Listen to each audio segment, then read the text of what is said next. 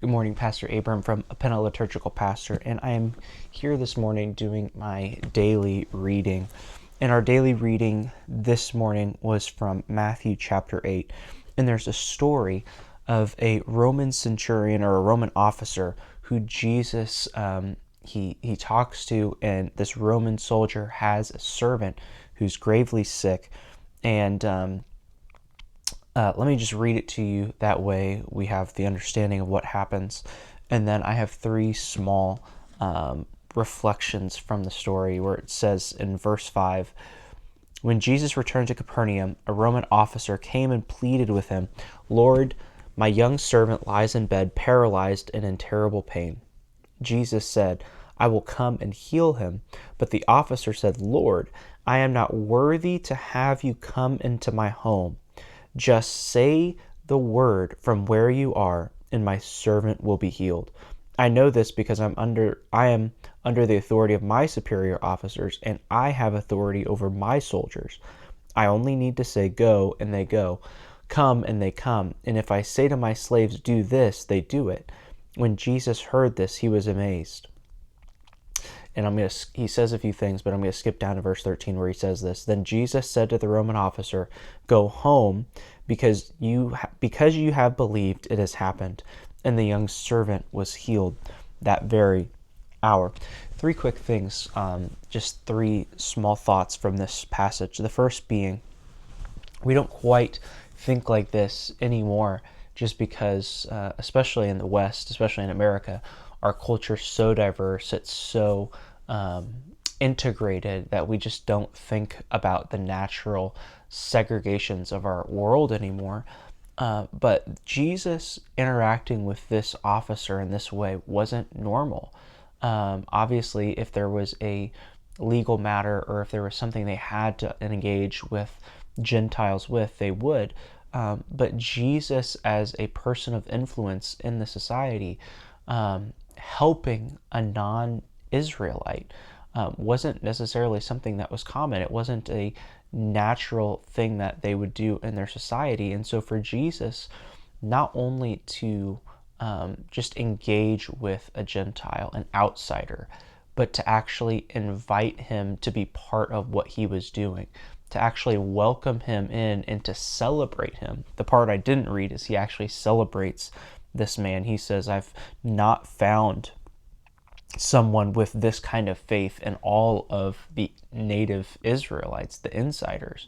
So the first thing I just wanted to share is that sometimes, even if you feel like an outsider to Jesus, Jesus still invites you in to be part of what he wants to do.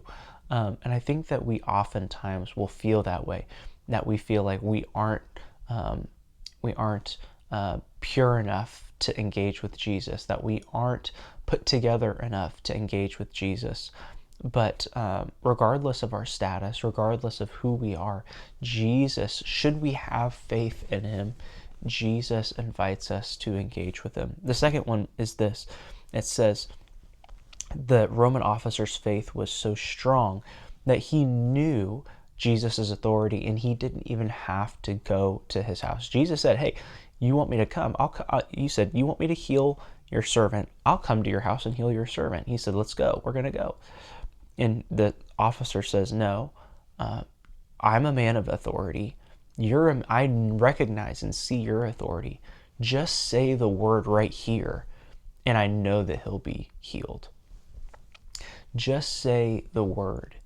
And that's the second thing I want us to think about, is sometimes we think we have to go and bring Jesus into our situation, that we have to pray and ask him to come, that we have to pray and ask him to tangibly change everything. We have to feel goosebumps. We have to feel his presence. We have to be at church.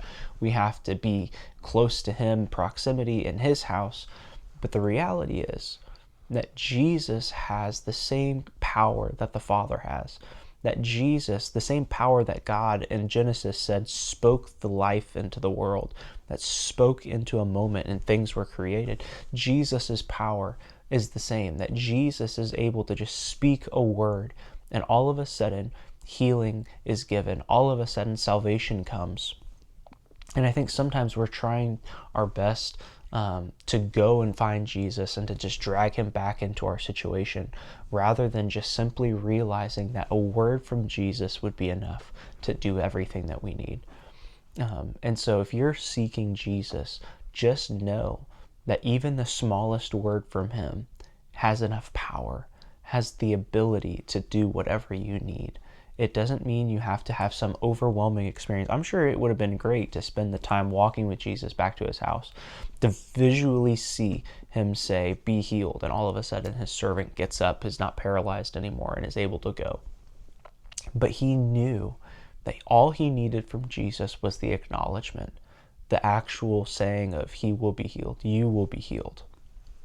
And all he had to do was have Jesus speak life over him. So don't feel like you have to drag Jesus back with you, or that you have to get so close to Jesus to find him physically, or to like have him orchestrate some story, like fairy tale story, magical scenario.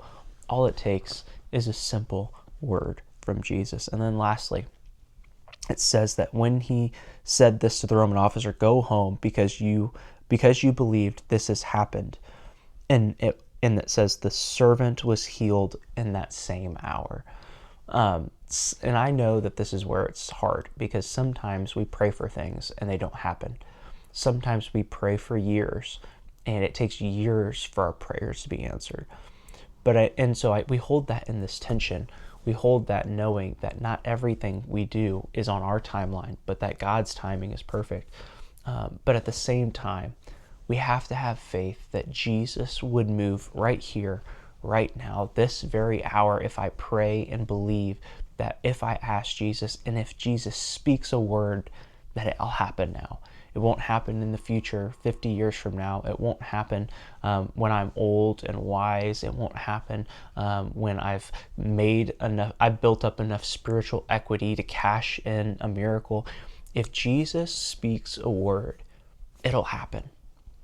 And so I don't know what you're praying for. I don't know what you're seeking from God today, but I just know that when Jesus speaks that word over you, take it with confidence and believe that it'll happen.